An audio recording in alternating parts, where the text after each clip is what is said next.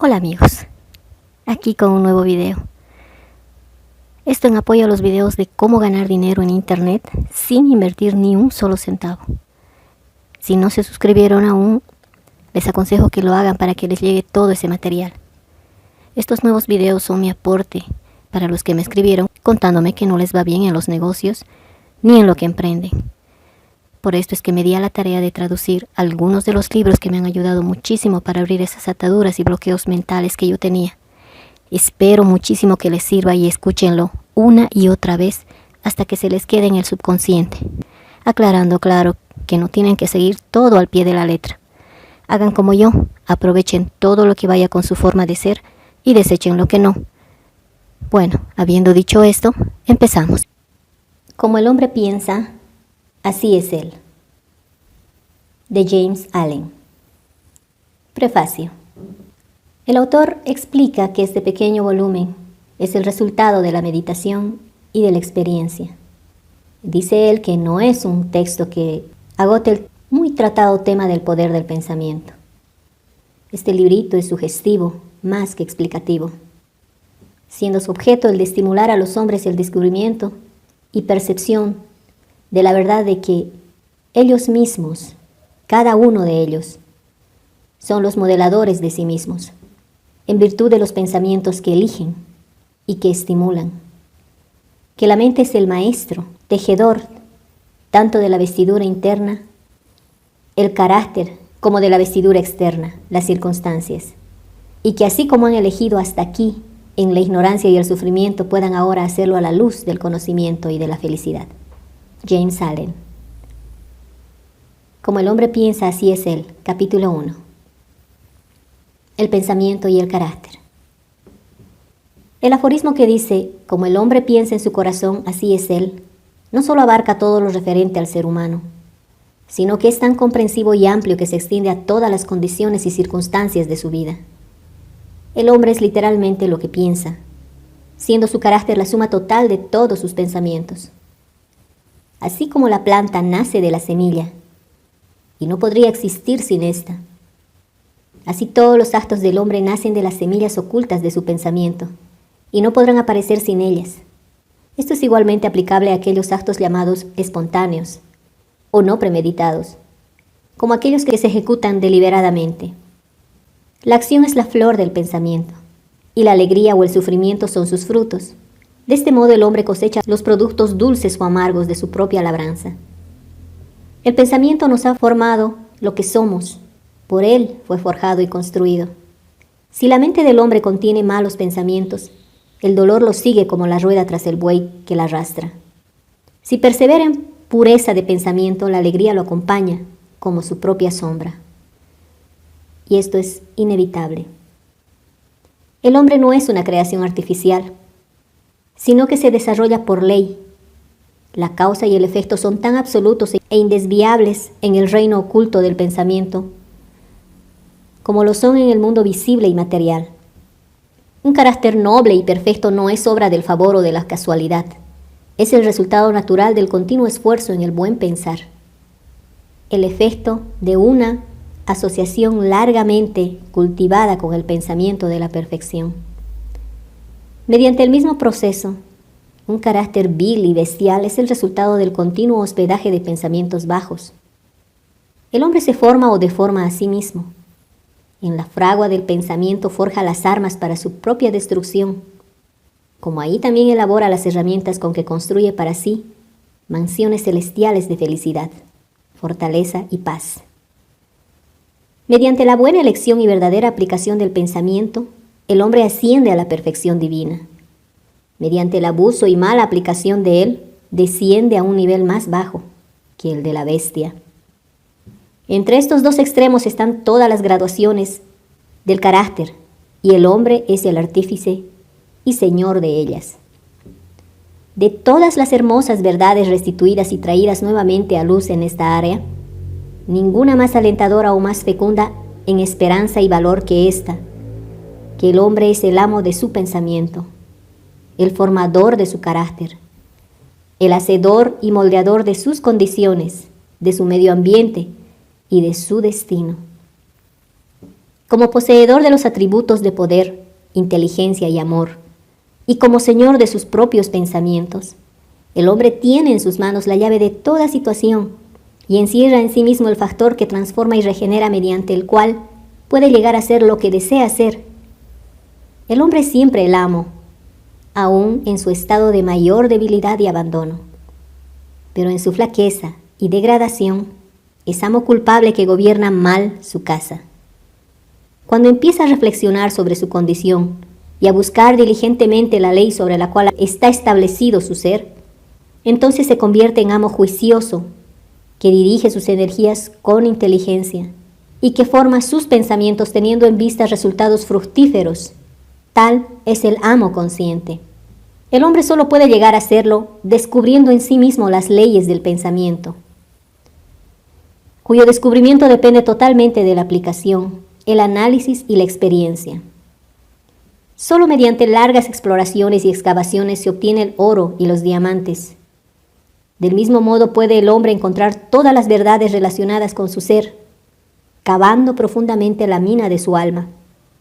Y si observa, controla y altera sus pensamientos, trazando sus efectos sobre sí mismo, sobre los demás y sobre su vida y circunstancias, enlazando causas y efectos con minucioso ejercicio y paciente investigación, utilizando cada experiencia, aún lo más trivial, como medio de obtener ese conocimiento de sí mismo, que es comprensión, sabiduría y poder, llegará a probar infaliblemente que es el formador de su carácter, el modelador de su vida, el constructor de su destino.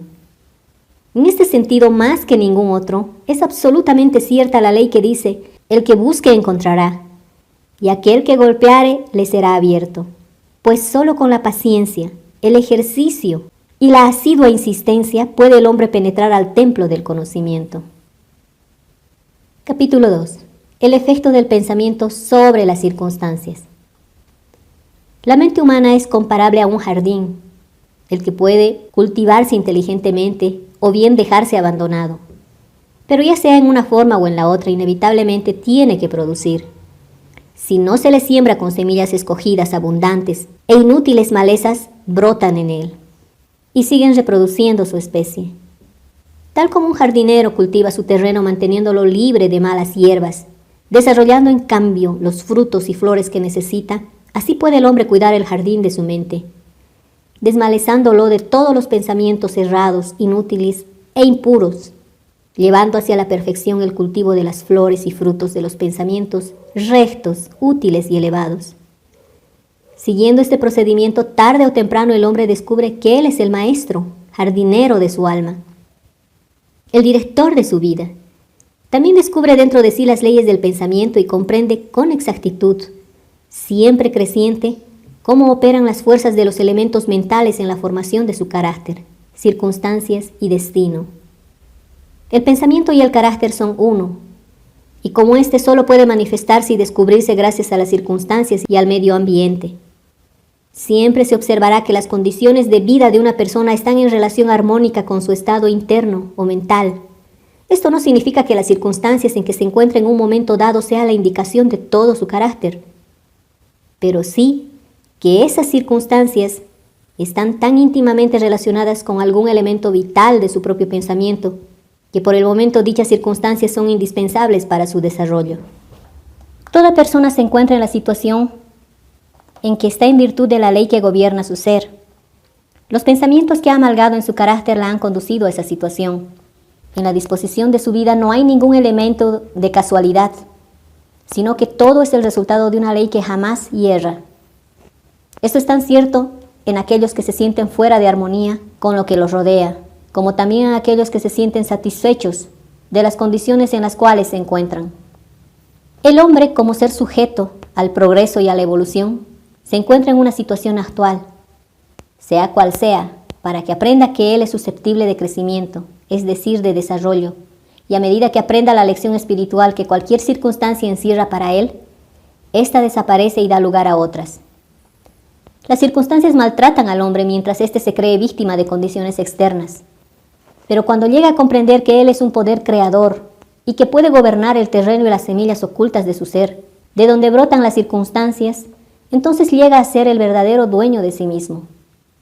Que las circunstancias brotan del pensamiento lo sabe todo aquel que por cierto tiempo haya practicado el dominio de sí mismo y la purificación de su ser, pues habrá notado que la alteración de las circunstancias de su vida ha sido en proporción exacta con la alteración de su condición mental. Tan cierto es esto que cuando un hombre se dedica seriamente a remediar los defectos de su carácter y hace rápidos y marcados progresos en este sentido, pasa rápidamente a través de una serie de vicisitudes. El alma atrae aquello que secretamente alberga, aquello que ama como también aquello que teme. Alcanza la cumbre de sus aspiraciones más anheladas y cae al nivel de sus deseos más impuros, siendo las circunstancias que se le presentan los medios por los cuales ella recibe lo que le pertenece, es decir, lo que le corresponde a su íntimo sentir. Toda semilla de pensamiento sembrada voluntariamente y que hemos permitido caer y arraigar en la mente, produce aquello que le es propio floreciendo tarde o temprano en la acción, aportando sus propios frutos de oportunidades y circunstancias. Los buenos pensamientos aportan buenos frutos, los malos pensamientos, malos frutos. El mundo externo de las circunstancias toma forma de acuerdo con el mundo interno del pensamiento. Y tanto las condiciones agradables como las desagradables son factores que concurren al bien absoluto del individuo. Como cosechador de sus propias siembras, el hombre aprende tanto con el sufrimiento como con la felicidad, yendo tras la satisfacción de los más recónditos deseos, aspiraciones y ambiciones que lo dominen, persiguiendo los fuegos fatuos de concepciones impuras o siguiendo firmemente el camino real del esfuerzo vigoroso y elevado. El hombre llega al fin a la fruición y cumplimiento de ellos, en las condiciones externas de su vida. Las leyes del crecimiento y concordancia se cumplen siempre y obtiene lo que le es inherente. No se llega a la cárcel o al presidio por la tiranía de la suerte o de las circunstancias, sino por el sendero de los pensamientos abyectos y de los deseos bajos.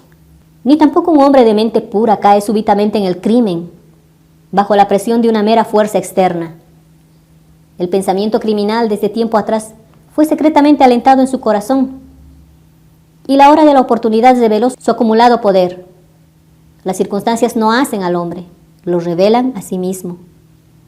No puede existir el descenso al vicio, con sus correspondientes sufrimientos sin que existan inclinaciones viciosas, ni el ascenso hacia la virtud y su felicidad pura sin el cultivo continuo de aspiraciones virtuosas. El hombre, por consiguiente, como señor y dueño del pensamiento, es el que se forma a sí mismo, como también es el modelador y el autor de lo que le rodea. Aún al nacer, el alma recibe lo que le pertenece y a través de cada paso de su peregrinación terrena, atrae las diversas condiciones que la revelan, que son los reflejos de su propia pureza o impureza, de su fuerza o debilidad. No atraemos lo que deseamos, sino lo que somos. Nuestros caprichos, fantasías y ambiciones son coartadas a cada paso, pero los pensamientos y deseos más recónditos se nutren con su alimento propio, sea este puro o impuro, y subsisten mientras los otros perecen. La divinidad que forma nuestros destinos está dentro de nosotros. Es nuestro propio ser. El hombre es quien se amarra a sí mismo. El pensamiento y la acción son los carceleros del destino. Aprisionan si son bajos. También son los ángeles de la libertad. Liberan si son nobles. No aquello que desea, ni aquello por lo cual ruega obtiene el hombre, sino aquello que con justicia gana para sí y merece. Sus deseos y ruegos son satisfechos y cumplidos solo cuando ellos armonizan con sus pensamientos y acciones. A la luz de esta verdad, ¿qué significa entonces el dicho luchar contra las circunstancias?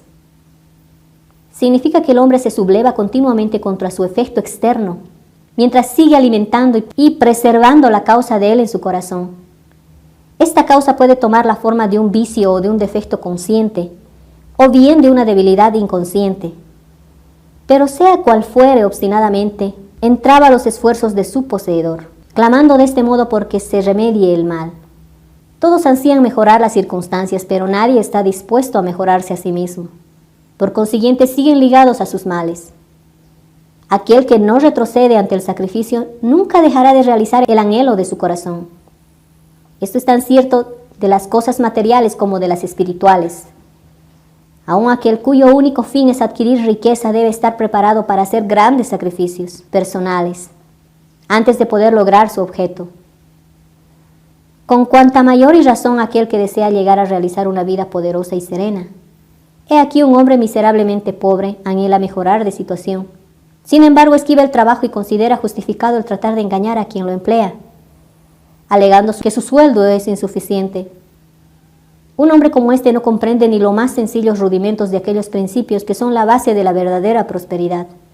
Y no solo está totalmente incapacitado para salir de su miseria, sino que debido a los pensamientos indolentes, falaces e innobles que mantiene y con los cuales actúa, se atrae miserias aún más hondas que las que lo aquejan al presente. He aquí a un rico víctima de una enfermedad dolorosa y persistente, resultado de su gula. Está dispuesto a dar grandes sumas de dinero para liberarse de su mal, pero no está dispuesto a sacrificar su glotonería.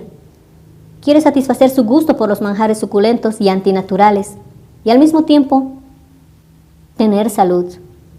Un hombre como este está completamente incapacitado para gozar de ella porque aún no ha aprendido los primeros principios de una vida sana.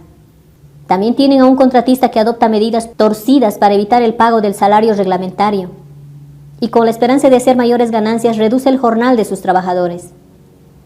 Este hombre está incapacitado para la prosperidad y cuando se encuentra en quiebra, tanto de reputación como de fortuna, culpa a las circunstancias, no sabiendo que solo él es el autor de su infortunio. He introducido estos 3 casos simples para ilustrar la verdad de que el hombre es el causante, aunque casi siempre inconsciente de las circunstancias de su vida, y que a pesar que aspira a un fin bueno, continuamente frustra su realización por medio de pensamientos y deseos que no pueden armonizar con dicho fin. Casos como los citados podrían multiplicarse indefinidamente, pero no es necesario hacerlo, pues el lector puede, si a ello se resuelve, seguir la acción de las leyes del pensamiento en su propia mente y en su propia vida, y mientras no lo haga, meros hechos externos no podrán servirle como base de razonamiento. Sin embargo, las circunstancias son tan complicadas, el pensamiento tiene raíces tan profundas, y las condiciones de felicidad varían tanto según los individuos, que el concepto de estado del alma de una persona, aunque conocido por ella misma, no puede ser juzgado por otra bajo el aspecto externo de su vida. Un hombre puede ser honrado en cierto sentido y no obstante sufrir privaciones. Puede ser desleal en ciertas cosas y sin embargo adquirir riquezas. Pero la conclusión a que generalmente se llega, de que el uno fracasa precisamente por su honradez y que el otro prospera precisamente en virtud de su fraudulencia, es el resultado de un juicio superficial que presume que el fraudulento es un hombre completamente corrompido y que el honrado es enteramente virtuoso. A la luz de un conocimiento más profundo y de una experiencia más vasta, este juicio resulta erróneo. Puede que el fraudulento tenga admirables virtudes que el otro no posee y el honrado vicios censurables ausentes en el primero. El hombre honrado cosecha los buenos resultados de sus pensamientos y actos honrados, y también atrae sobre sí los sufrimientos que sus vicios producen. El hombre fraudulento cosecha igualmente su propio sufrimiento y felicidad, de acuerdo con sus propios defectos y virtudes. Es agradable a la vanidad humana creer que sufre por virtuoso, pero mientras el hombre no haya extirpado de su mente todo pensamiento enfermizo, amargo e impuro, no podrá estar en situación de saber y de declarar si sus sufrimientos son el resultado de sus buenas o de sus malas cualidades. Y en camino hacia la suprema perfección, mucho antes de haberla alcanzado, habrá visto manifestarse en su mente y en su vida el trabajo de la gran ley, que es absolutamente justa y que por consiguiente no puede retribuir bien por mal o mal por bien. Poseído de este conocimiento, sabrá entonces, volviendo la vista hacia su pasada ignorancia y ceguera, que su vida es y siempre ha sido ordenada con justicia, y que todas sus experiencias pasadas, buenas o malas, fueron el resultado equitativo de la acción, de su ser poco evolucionado, aún, pero en constante progreso hacia la perfección. Los buenos pensamientos y las buenas acciones nunca pueden producir malos resultados como los malos pensamientos, y las malas acciones nunca pueden producir buenos resultados. Esto equivale a decir que el maíz solo puede producir maíz y la ortiga solo ortigas. Los hombres comprenden esta ley y el mundo material y trabajan de acuerdo con ella, pero pocos la comprenden en el mundo mental y moral. aunque su operación en estos es tan sencilla y exacta como el primero, y por consiguiente no cooperan con ella. El sufrimiento es siempre efecto de algún pensamiento errado. Es indicio de que el individuo está fuera de armonía con sí mismo, con la ley de su ser. Purificar, quemar todo lo que es inútil e impuro es el único y supremo fin del sufrimiento. Este cesa, pues para aquel que ha alcanzado la pureza, no tendría objeto quemar el oro después de que ha sido separado de la escoria. Así un ser perfectamente puro no tendría por qué sufrir. Las circunstancias dolorosas que el hombre encuentra en su vida son el resultado de su propia desarmonía mental, como las que le proporcionan dicha. Son el resultado de su propia armonía mental. La felicidad y no las posesiones materiales es la que da la medida del buen pensamiento. La miseria y no la falta de bienes materiales es la que da la medida del pensamiento errado. Un hombre puede ser desgraciado a pesar de ser rico, y puede ser feliz no obstante su pobreza. La felicidad y la riqueza solo se unen cuando ésta está empleada con sabiduría y rectitud. Y el hombre solo se sume en la miseria cuando considera su suerte como una carga injustamente impuesta. La indigencia y la incontinencia son los dos extremos de la miseria. Ambas son igualmente antinaturales, resultado del desorden mental. El hombre no está en condiciones mientras no es sano, feliz y próspero. Y la salud, la felicidad y la prosperidad son el resultado de la concordancia armónica entre lo interno y lo externo, entre el hombre y lo que lo rodea. El ser humano solo empieza a ser hombre cuando cesa de lamentarse y de blasfemar, comenzando a buscar la justicia oculta que gobierna su vida. Al adaptar su mente a ese factor que la regula, cesa también de culpar a otros como causantes de su desgraciada condición y empieza a formarse con pensamientos vigorosos y nobles. Deja de rebelarse contra las circunstancias y comienza a aprovecharlas como una ayuda para su más rápido progreso, utilizándolas al mismo tiempo como medios de descubrir los poderes y posibilidades ocultas dentro de sí. Orden y no confusión es el principio dominante en el universo. Justicia y no injusticia es el alma y substancia de la vida. Rectitud y no corrupción es la fuerza motriz y modeladora en el gobierno espiritual del mundo. Siendo esto así, el hombre solo tiene que armonizar con estos principios para encontrar que el universo es bueno. Y durante el proceso de esta armonización encontrará que a medida que altere su pensamiento respecto a los seres y a las cosas, éstas también se alterarán respecto a él. La prueba de esta verdad está en cada persona, por consiguiente admite fácil investigación, mediante una sistemática introspección y análisis de sí misma. Cambie un hombre radicalmente sus pensamientos y se asombrará ante la rápida transformación que esto efectuará en las condiciones materiales de su vida. Todos imaginan que el pensamiento puede mantenerse oculto, pero no es así. Rápidamente este se cristaliza en hábitos y el hábito a su vez se solidifica en circunstancias. Los pensamientos bestiales se cristalizan en hábitos de ebriedad y sensualismo, los que se solidifican en circunstancias que traen consigo privaciones y enfermedades. Los pensamientos impuros de toda especie se cristalizan en hábitos vergonzosos y enervantes, los que se solidifican en circunstancias perturbadoras y adversas. Los pensamientos de temor, duda e indecisión se cristalizan en hábitos de debilidad, cobardía e irresolución, los que se solidifican en circunstancias que producen fracasos, indigencia y esclavitud.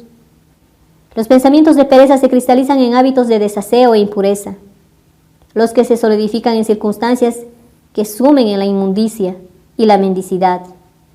Los de reprobación y odio se cristalizan en hábitos de delación y violencia, los que se solidifican en circunstancias de injuria y persecución.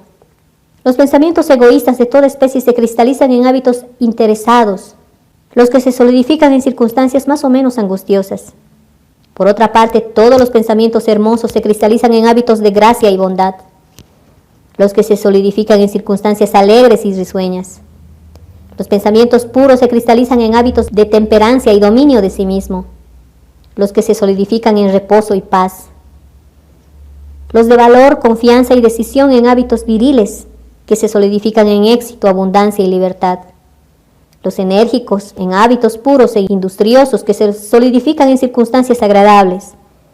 Los pensamientos apacibles e indulgentes en hábitos de bondad, que se solidifican en circunstancias protectoras y preservativas. Los pensamientos amantes y desinteresados en hábitos de dedicación a los demás, que se solidifican en circunstancias de segura y permanente prosperidad y verdadera riqueza. Una corriente cualquiera de pensamientos en la cual se persista, sea esta buena o mala, no puede dejar de producir sus resultados en el carácter y en las circunstancias. El hombre no puede elegir estas directamente, pero sí puede elegir sus pensamientos, y de este modo indirecta, pero seguramente moldear sus circunstancias. La naturaleza ayuda a todos a satisfacer los pensamientos que ellos más alientan, y les presenta las oportunidades que con mayor rapidez traigan a la superficie, tanto los pensamientos buenos como los malos. Cese un hombre en sus pensamientos pecaminosos y el mundo entero se suavizará hacia él, y estará pronto para ayudarlo. Deje a un lado sus pensamientos débiles y enfermizos, y las oportunidades nacerán de todos lados, ayudando a sus enérgicas resoluciones. Aliente los buenos pensamientos y ningún hado cruel lo atará a su miseria o a la vergüenza. El mundo es vuestro caleidoscopio, y las variables combinaciones de colores que en cada sucesivo instante os presenta son las imágenes primorosamente arregladas de vuestros pensamientos en perpetuo movimiento. Seréis aquello que tengáis la voluntad de ser. Dejad que el fracaso encuentre su falsa satisfacción en ese pobre mundo, el medio ambiente. El espíritu lo desdeña, es libre, domina el tiempo y conquista el espacio. Amedrenta esa jactanciosa engañadora, la suerte, y manda a la tirana circunstancia bajar de su trono y ocupar el sitio de una servidora. Aunque intervengan murallas de granito, la voluntad humana, esa fuerza invisible, progénite de un alma inmortal, puede abrirse camino hacia cualquier meta. No se impacienten en la espera, aguarden como quien comprende. Cuando el espíritu se levanta y ordena a los dioses, están listos para obedecer. Capítulo 3. Efecto del pensamiento sobre la salud y sobre el cuerpo. El cuerpo es el servidor de la mente, obedece a la acción de ésta, ya sea que dicha acción sea deliberada y automática. Bajo las órdenes de pensamientos ilícitos, el cuerpo se sume rápidamente en la enfermedad y la decadencia. Como bajo el imperio de pensamientos alegres y hermosos se reviste de juventud y belleza. La enfermedad y la salud, lo mismo que las circunstancias, tienen sus raíces en el pensamiento. Si éste es enfermizo, se expresará a través de un cuerpo enfermo. Es sabido que los pensamientos de temor han llegado a matar a un hombre con la misma rapidez que una bala. Y continuamente estos mismos pensamientos están matando a miles de personas con la misma certeza, aunque más lentamente. Quienes viven en el temor a la enfermedad son quienes se enferman. La inquietud desmoraliza rápidamente todo el organismo, dejándolo a merced de la enfermedad. Y es así que los pensamientos impuros, aunque no satisfechos físicamente, pronto quebrantan el sistema nervioso. Los pensamientos enérgicos, puros y alegres dan gracia y vigor al cuerpo. Este es un instrumento delicado y plástico, que responde con prontitud a las ideas con las cuales se le impresiona, de modo que los hábitos mentales producen sus propios efectos, buenos o malos, sobre él. La humanidad seguirá teniendo sangre impura y envenenada mientras siga propagando pensamientos impuros. De un corazón limpio nace una vida y un cuerpo limpios. De una mente viciada procede una vida viciosa y un cuerpo corrompido. El pensamiento es la fuente de la acción, de la vida y de la manifestación. Purificad la fuente y todo será puro. El cambio de alimentación no ayudará al hombre que no cambie sus pensamientos. Cuando éste piense con pureza, ya no deseará alimentos impuros. Los pensamientos limpios hacen limpios los hábitos. Los santos que no bañan su cuerpo no son santos. El que ha fortalecido y purificado su mente no necesita considerar el germen malévolo. Si deseáis perfeccionar vuestro cuerpo, vigilad vuestra mente. Si deseáis la renovación de aquel, hermosead vuestras ideas. Los pensamientos de malicia, envidia, contrariedad y desaliento roban al cuerpo su gracia y salud. Una cara agria no es el resultado de la casualidad, sino de los pensamientos de igual especie. Las arrugas no desfiguran, se graban por los vicios, la pasión, el orgullo. Conozco a una mujer de 96 años, cuyo rostro es radiante e inocente como el de una joven. Conozco también a un hombre, aún distante de los 50, cuyo rostro se ha contraído en líneas inarmónicas. Lo primero es el resultado de una disposición de ánimo suave y alegre. Lo segundo es la consecuencia de la pasión y el descontento. Así como no podéis tener una morada sana y agradable si no dais amplia entrada al aire y al sol en vuestras habitaciones, así un cuerpo vigoroso y un semblante alegre, radiante o sereno solo puede resultar de la libre admisión en vuestra mente de pensamientos de alegría, buena voluntad y serenidad. En el rostro de los ancianos hay arrugas formadas por la simpatía, otras por el pensamiento enérgico y puro, y otras grabadas por las pasiones. ¿Quién no puede distinguirlas? Para aquellos que han vivido con rectitud, la vejez es serena, tranquila y declina con la serenidad del sol poniente. He visto hace poco a un filósofo en su lecho de muerte. Era anciano solo en años. Murió tan dulce y serenamente como había vivido. No hay mejor médico que el pensamiento alegre para disipar los males del cuerpo. Ningún consuelo comparable a la buena voluntad para dispersar las sombras de la tristeza y el dolor. Vivir continuamente en pensamientos de mala voluntad, suspicacia o envidia es confinarse por sí mismo a una celda de prisión. Pero pensar bien de todos, ser alegre con todos, aprender pacientemente a encontrar lo bueno en todos.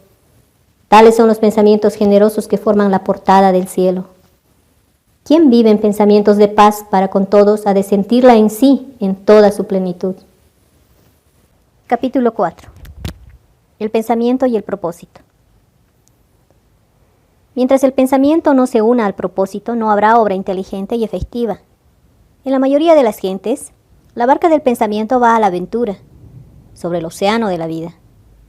La falta de objetivo es un defecto, y tal desorientación no debe existir, si se quiere evitar catástrofes y destrucciones.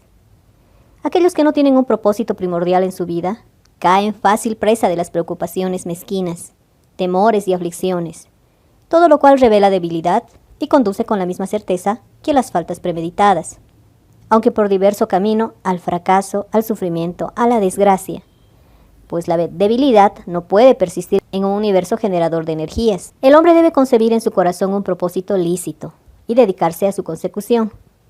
Debe hacer de él el eje de sus pensamientos. Puede que dicho propósito sea un ideal espiritual, o bien un fin material, según el estado evolutivo del hombre al concebirlo. Pero sea cual fuere, debe él centralizar toda su fuerza mental en el objetivo que se ha propuesto, y hacer de éste su deber supremo, dedicándose a alcanzarlo y sin permitir que sus pensamientos se distraigan en fantasías efímeras, en inquietudes o imaginaciones. Este es el camino real que lleva al dominio de sí mismo y a la verdadera concentración del pensamiento, aunque fracase una y otra vez en alcanzar la meta, como tiene que suceder hasta que haya vencido la debilidad. La fuerza de carácter adquirida será la medida de su verdadero éxito y formará un nuevo punto de partida hacia un futuro poder y triunfo. Los que no están preparados para la concepción de un gran propósito deben fijar sus pensamientos en el cumplimiento perfecto de su deber, por insignificante que su tarea les parezca. Solo de este modo pueden congregarse y focalizarse los pensamientos, llegando a desarrollar la resolución y energía, conseguido lo cual nada hay que no pueda llevarse a cabo. El alma más débil, conocedora de su propia flaqueza y convencida de esta verdad, que la fortaleza de carácter solo puede desarrollarse mediante el esfuerzo y la práctica, así convencida empezará de una vez a esforzarse, y sumando empeño con empeño, paciencia con paciencia, esfuerzo con esfuerzo. No cesará nunca de desarrollarse y llegará por fin a ser divinamente fuerte. Así como el que físicamente débil puede hacerse robusto, mediante una preparación paciente y cuidadosa, así el que tiene pensamientos débiles puede convertirlos en poderosos mediante el ejercicio mental.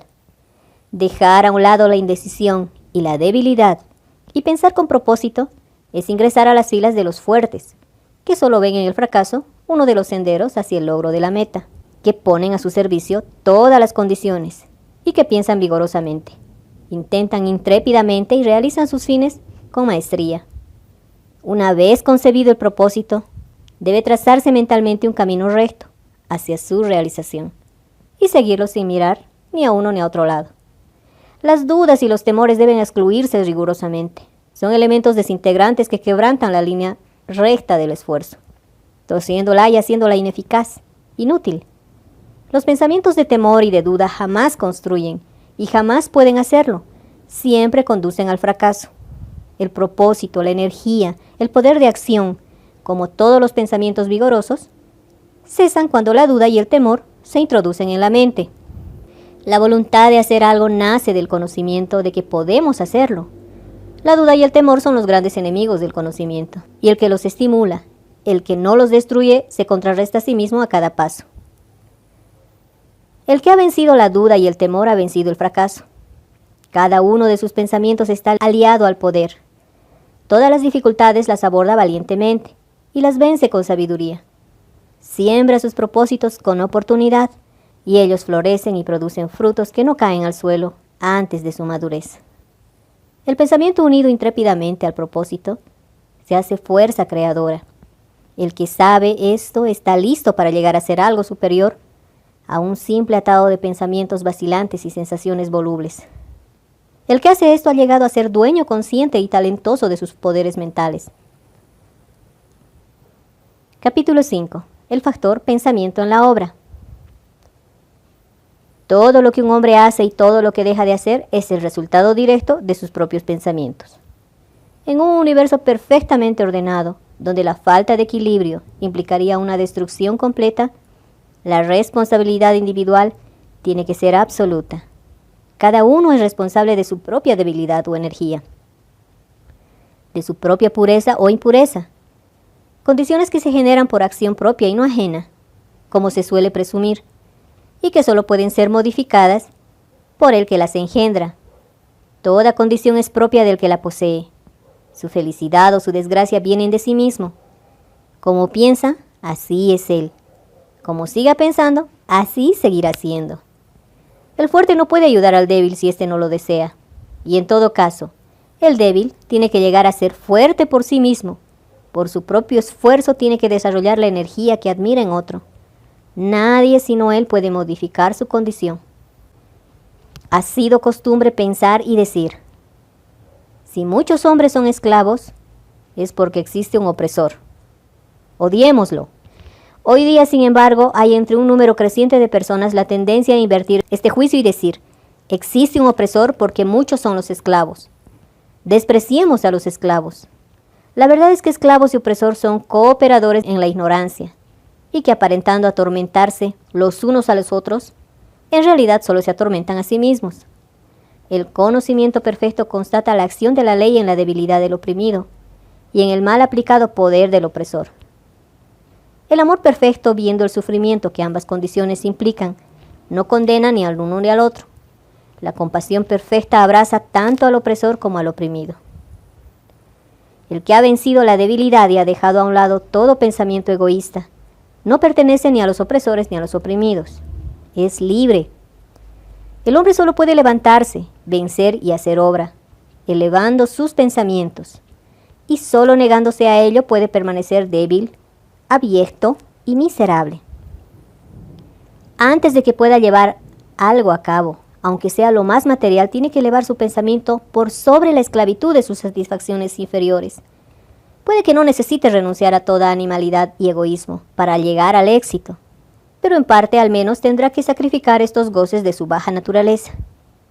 Aquel cuyo primer pensamiento es la satisfacción bestial es incapaz de pensar con claridad o de trazar un plan metódico.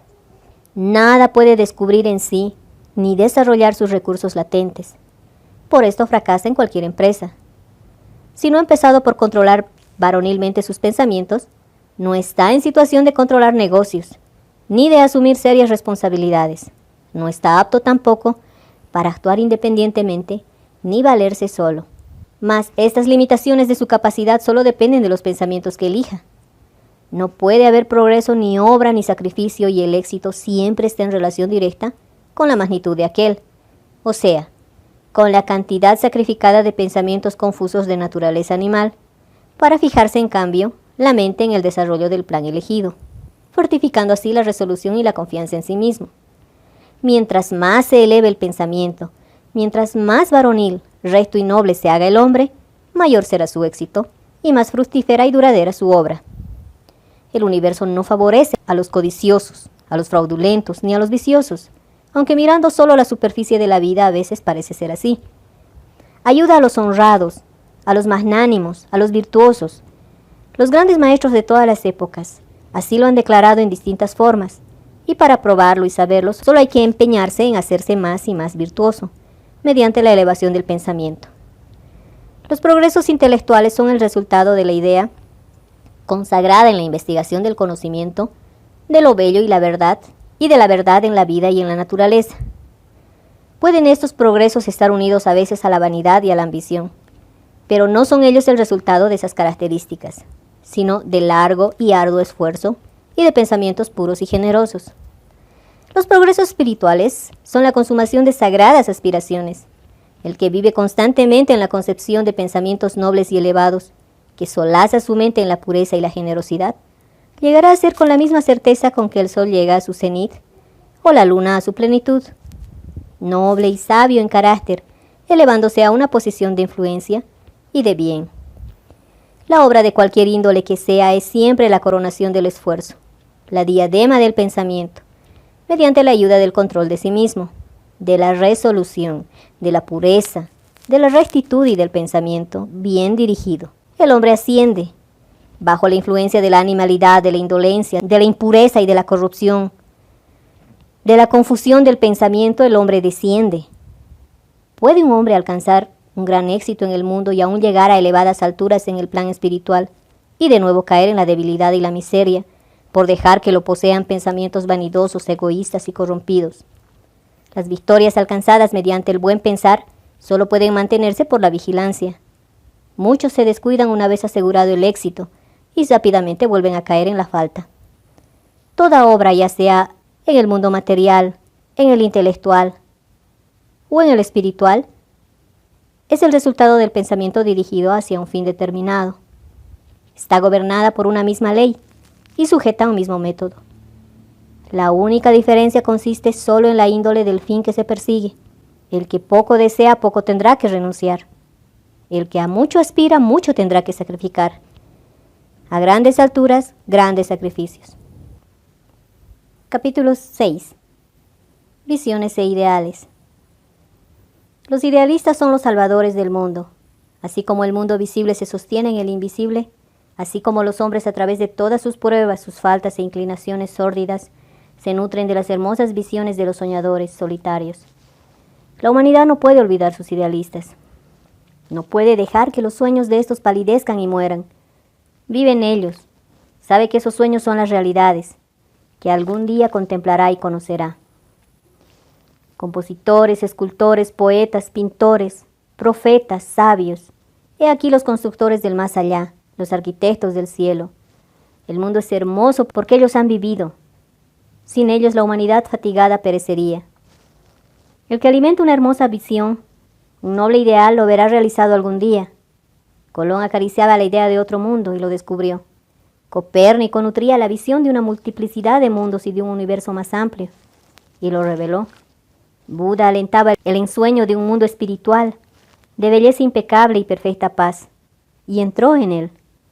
Amad a vuestras visiones, dad alas a vuestros ideales, cultivad con amor la música que se agita en vuestro espíritu, la belleza que toma forma en vuestra mente, el encanto con que se revisten vuestros pensamientos más puros, pues de ello nacerán las condiciones más deleitosas, el ambiente más feliz de ellos. Si lo sois fieles y leales, construiréis por fin vuestro mundo. Desear es obtener, aspirar es efectuar. Es posible que los deseos más viles del hombre reciban la más completa medida de satisfacción, mientras sus aspiraciones más puras mueren por falta de alimento. Esa no es la ley. En esa condición nunca se podrá obtener. Pedid y recibiréis. Soñad y según sean vuestros sueños, así llegaréis a ser. Vuestra visión es la promesa de lo que seréis un día. Vuestro ideal es la profecía de lo que por fin daréis a luz.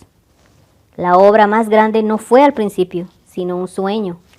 El roble duerme en la bellota, el ave espera en el germen, y en la más alta visión del alma se anuncia el despertar de un ángel. Los ensueños son semillas de las realidades. Las circunstancias en que se encuentran pueden ser desfavorables, pero no tardarán en cambiar si solo perciben un ideal y luchan por alcanzarlo. No pueden adelantar en el espíritu sin cambiar su mundo exterior. He aquí un muchacho apremiado por la necesidad y el trabajo, encerrado largas horas en un taller malsano, sin instrucción y falto de todo refinamiento. Pero sueña con cosas mejores. Medita en la inteligencia, en la cultura, en la gracia y la belleza. Concibe y construye mentalmente una condición de vida ideal, la visión de una libertad más amplia, y de un fin más grande, toman posesión de él. El descontento lo empuja a la acción y utiliza todo su tiempo libre y sus escasos recursos al desarrollo de sus poderes y facultades latentes. Tan grande es el cambio mental producido que muy pronto el taller ya no puede contenerlo. Ha llegado a estar tan en desarmonía con su mentalidad que se desprende de su vida como un ropaje que se echa a un lado. Con el desarrollo de oportunidades que encuadran con las miras de sus nuevas capacidades, desaparece de su vida para siempre. Años después vemos este muchacho ya hombre. Lo encontramos dueño de cierta fuerza mental que maneja con gran influencia y poder casi sin igual. En sus manos mantiene las cuerdas de gigantescas responsabilidades. Habla y las vidas cambian a sus palabras. Hombres y mujeres penden de ella y templan sus caracteres a su influencia. Y como el sol llega a ser un centro fijo y luminoso alrededor del cual giran innumerables destinos. Ha realizado la visión de su juventud. Ha llegado a unificarse con su ideal. Tú también, joven lector, realizarás la visión, no el vago deseo, buena o mala de tu alma, pues siempre has de gravitar sobre aquello que secretamente más ames. En tus manos serán puestos los resultados exactos de tus propios pensamientos. Has de recibir lo que hayas merecido, ni más ni menos. Sea cual sea tu situación actual, o caes o permaneces, o te levantas con tus pensamientos, con tu visión, con tu ideal. Te harás tan pequeño como tu deseo dominante, o bien, como lo dice tan hermosamente Stanton Kirkham Davis. Puede que seas tenedor de libros, y en un momento dado salgas por la puerta que tanto tiempo ha parecido una barrera a tus ideales, y te encuentres ante el público, la pluma todavía atrás de la oreja, las manchas de tinta aún en tus dedos, y ante él se desborde el torrente de tu inspiración. Puede que seas ovejero, llegarás a la ciudad palurdo y admirado, vagarás bajo la intrépida dirección del espíritu, y has de llegar al estudio del maestro, que después de un tiempo te dirá, nada más te puedo enseñar, y entonces serás tú el maestro. Tú que hace poco tiempo soñabas grandes sueños mientras conducías tus ovejas. Los inconscientes ignorantes y desidiosos, viendo solo las apariencias de las cosas y no las cosas en sí, hablan de suerte, de fortuna, de casualidad. Viendo a un hombre hacerse rico dicen qué afortunado es. Observando que otro llega a ser un intelectual exclaman qué favorecido. Y fijándose en la santidad y vasta influencia de un tercero agregan cómo lo ayuda la suerte a cada paso. No saben que las pruebas, los fracasos y las luchas que estos hombres han enfrentado voluntariamente para obtener su actual experiencia, no tienen idea de los sacrificios que han hecho, del indomable esfuerzo desplegado, de la fe ejercitada para llegar a vencer lo aparentemente insuperable y realizar la visión de su alma.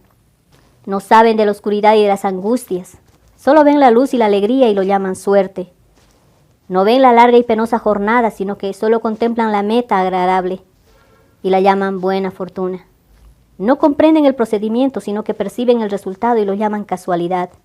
En todo lo humano hay esfuerzos y hay resultados, siendo la fuerza de lo primero la medida de lo segundo. La casualidad no existe.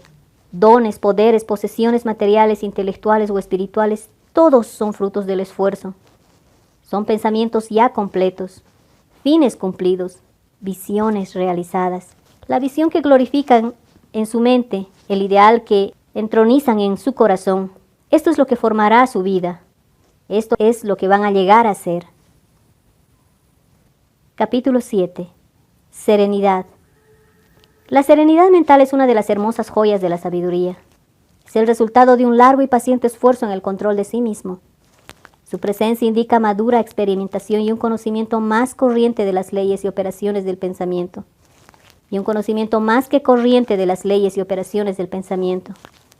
El hombre adquiere serenidad a medida que comprende que es un producto del pensamiento evolutivo, ya que este conocimiento significa que todos los demás hombres son igualmente productos del pensamiento. Y a medida que desarrolla esta comprensión y ve con siempre creciente claridad la delación interna de las cosas por la ley de la causa y efecto, cesen sus lamentos e inquietudes y queda equilibrado, firme, sereno. Habiendo aprendido a gobernarse, el hombre sereno sabe cómo adaptarse a los demás, y ellos en cambio, sintiendo su fuerza espiritual, sienten que pueden confiar y aprender en él. Mientras más sereno se hace un hombre, mayor es su éxito.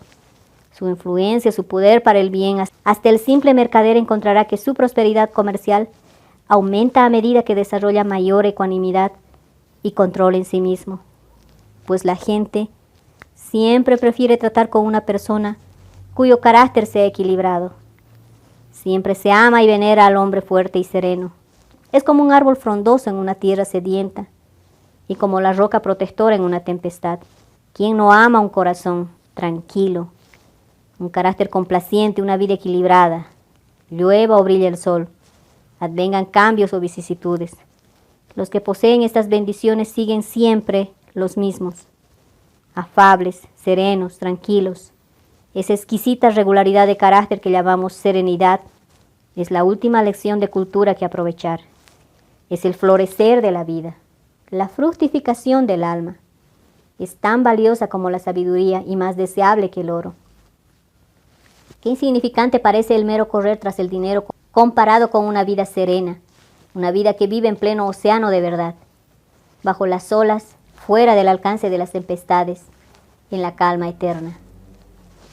¿Cuántas personas conocemos que amargan sus vidas, que destruyen? ¿Cuánto hay de dulce y hermoso en ellas por la violencia de su carácter? Que se desquician y se envenenan la sangre por la menor cosa. Es de preguntarse si la gran mayoría de la gente no arruina su vida y destruye su felicidad por simple falta de control. Cuán pocos son los equilibrados los que tienen ese exquisito dominio de sí mismo, que es la característica de una personalidad cabal. Sí, la humanidad se agita en enorme oleaje de pasiones desenfrenadas. Se exalta en el dolor sin gobierno, bamboleada por la ansiedad y la duda. Solo el sabio, solo aquel que ha controlado y purificado sus pensamientos doblega las tempestades de su alma. Almas atormentadas donde quiera que estén, sea cual fuere su situación, sepan esto: en el océano de la vida sonríen las islas de la felicidad y la playa luminosa de su ideal los aguarda. Mantengan la mano firme sobre el timón del pensamiento. Reclinado en la barca de su alma, el amo duerme. Despiértenlo. El control de sí mismo es fuerza. El pensamiento bien dirigido, dominio. La serenidad, poder. Díganle a su corazón: la paz sea contigo. Fin.